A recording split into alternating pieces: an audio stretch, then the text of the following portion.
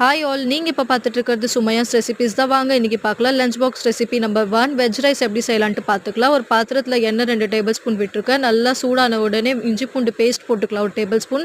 நல்லா அது ஸ்மெல் போகிற வரைக்கும் நல்லா வதக்கி எடுத்துக்கோங்க.